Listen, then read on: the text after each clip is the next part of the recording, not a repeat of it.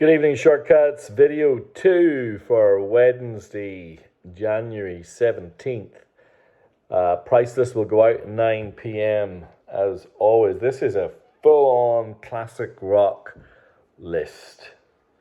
All right, I'm going to start with this. I debated where I was going to start, but I'm going to start with this. Iron Maiden, Somewhere in Time. I think quite a divisive Iron Maiden record. Came after I think it was the Power Slave tour, must have been. Yeah, maybe even after Live After Death. And when you read the history of this record, how it ended up from where it began is quite something. Bruce Dickinson took the band some acoustic songs, kind of in the style of some of the acoustic tunes on Led Zeppelin's Physical Graffiti. And I remember reading an article once where the band described him as being blimmin' mad. They couldn't understand it. And it ended up being a record where Bruce Dickinson didn't contribute a single track. Quite a guitarist-driven record. And it's an epic Maiden record, and one that has had a complete critical reevaluation over the years. At the time, if you read the contemporary reviews, they were pretty lukewarm. People felt that it was kind of undercooked and a bit weird. But read now the contemporary reviews now. Oh, I think this has kind of been transformed and may well be the most well-regarded Iron Maiden record. Now, this is a really special Japanese press.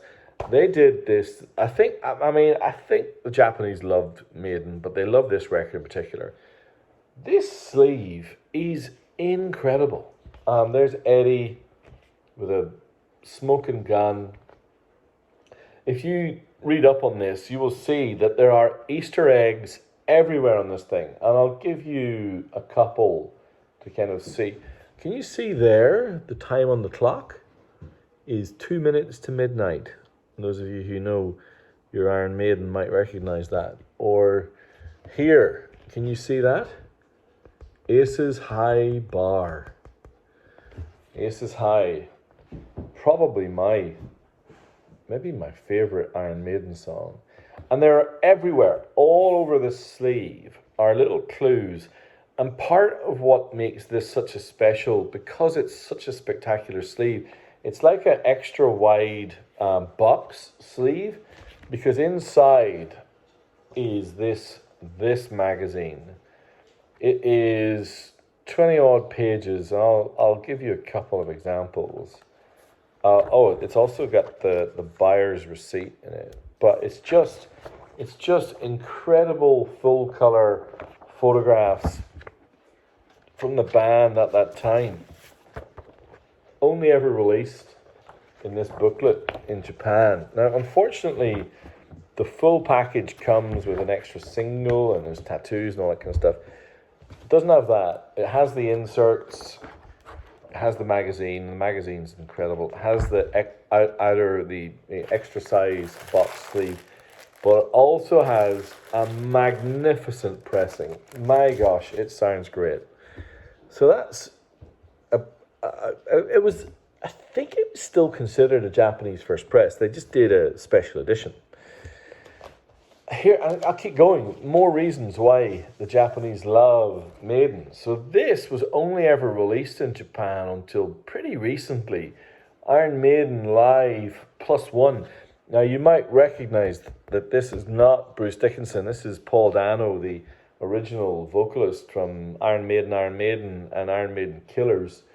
And this is a live record with a kind of an EP, only ever released in Japan, as I said, until recently. Iron Maiden would like to thank the Marquee Headbangers for their vocal support and their trusty road crew. Eddie rules, okay? So there's Eddie. But that's pretty cool. Track list on this: Sanctuary, which I think was on the Killers record, Phantom of the Opera, Drifter, and Women in Uniform, which was their cover. Was it Skyhooks? They covered some Aussie band.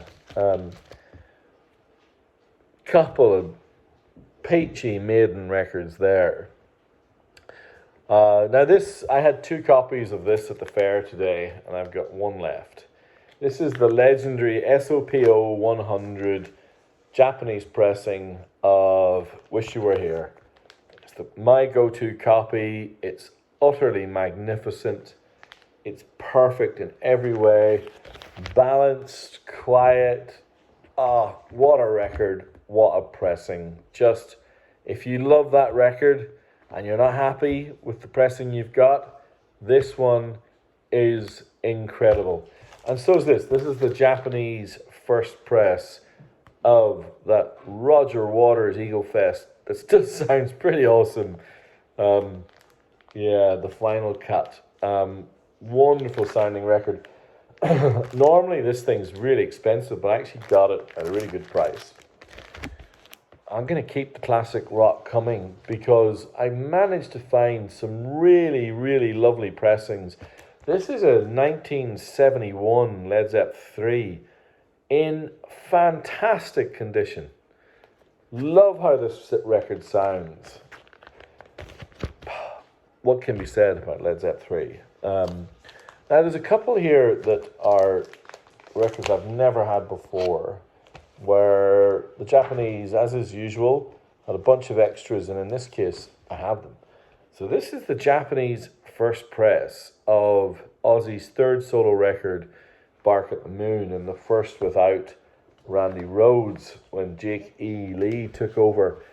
Beautiful sounding pressing, really, really highly regarded, but it came with this, a free single that was only in the Japanese release, and it is, of course, the single that's of Suicide Solution with Randy Rhoads, which I think is kind of macabre and kind of weird, but also maybe kind of brilliant. And so that's why I like this package very, very much. There is the back side of Bark at the Moon, Japanese first press with the single. Alright, what's next? So I've got a live album next, and one that I've never had on the list before. It is the Japanese first press of Stage by David Bowie. Now this was a representation of the tour I think he did in 75, and I'll give you a kind of rundown of some of the tracks. Hang On to Yourself, Ziggy Stardust, 5 Years, Star, Station to Station, Fame, Warzawa, Speed of Life, so kind of bringing in some of that Berlin trilogy. So there are a couple of tracks from Heroes, Breaking Glass from Low, obviously Heroes, and then finishing with Blackout and Beauty and the Beast. So you're talking about that core era of the influence of Brian Eno, and more of about him in a second. Lovely, lovely thing. Stage, David Bowie, wonderful thing. If you don't have this live recording, it's pretty peachy, and this pressing is fabulous. And again, really reasonably priced. Now, I did mention Mr. Eno, and next I'm going to show you this. This is Brian Eno's debut solo album, Here Come the Warm Jets. Arguably one of the greatest recordings of the 70s. He came out of Roxy Music and wrote a song cycle that is amongst the most moving music of the whole era, leading, of course, into his kind of ambient age. So there are aspects of this that you will hear on Bowie's Low and Heroes as Eno takes ideas from his own solo records and propagates them through. This record, oh my God, I is pretty much perfect. I wouldn't change anything. I love it. And I'm just looking at some of the tunes. Baby's on Fire is like, it's like this Frippian guitar solo that crescendos and crescendos and crescendos. And he has this really interesting singing voice because it's not a dramatic voice. It still sounds plummy and posh in some ways, but it just totally suits um, this angular and quirky melodic sense that he has, and it just works. It's brilliant. Yeah, here come the Warm Jets. Fantastic record. And I had a German pressing of this, which I immediately jettisoned upon hearing the Japanese. It's great. Here come the Warm Jets. Talking about pressings of records that you will be familiar with, where the Japanese pressings blew me away. Tango in the Night, Fleetwood Mac. As soon as you drop the needle on the opening track, Big Love, or even Little Lies on side 2, stand back. This thing is cut so hot. It absolutely gallops out of the speakers. And part of it is because they kind of caught lightning in a bottle in terms of the production in that kind of mid to late 80s, because Lindsey Buckingham's guitar playing is phenomenal.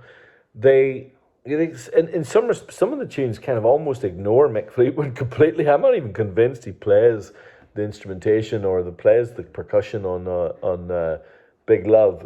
Because he's such an unsubtle drummer, but they really do nail it. It's a brilliant sounding record. Really, highly recommended. There's a bunch of us there will be quite a few of you nodding along now because I've managed to convince you to buy one of these over the years, because I know. But it's getting kind of prohibitively expensive now because its kind of reputation is out there. So the Americans buy it up at just silly money, and I can never get it. But this one, $55, is an absolute killer. All right, I got 4 more to go. I'm going to start with this. In some respects, Queen The Works was a comeback record after kind of the synth-heavy kind of period of late 70s to early 80s. 1984, they came out the woodwork and they delivered Radio Gaga and I Want to Break Free, kind of 2 of their biggest kind of pop hits. But Hammer to Fall, what a riff, what a tune. So this was kind of like a bit of a return to form. It was really successful for them and is a lovely sounding record on Japanese vinyl, because the synthesizer sounds are kind of interesting. If you think about Radio Gaga, for example, there's very little Brian May until a little bit of slide toward the end, but it really works. Yeah, it's really good. Talking about iconic 80s, every time I see this, I grab it. This is Parade by Prince. This is his soundtrack to Under the Cherry Moon, where he tried to capture the lightning in a bottle that was Purple Rain. I love this gatefold, and you know what? It's heresy to say it, but I'm going to say it again like I've said before. I think this is a better record than Purple Rain. I love it. I think Kiss was his greatest single. I think the whole thing works. It's super melodic and creative.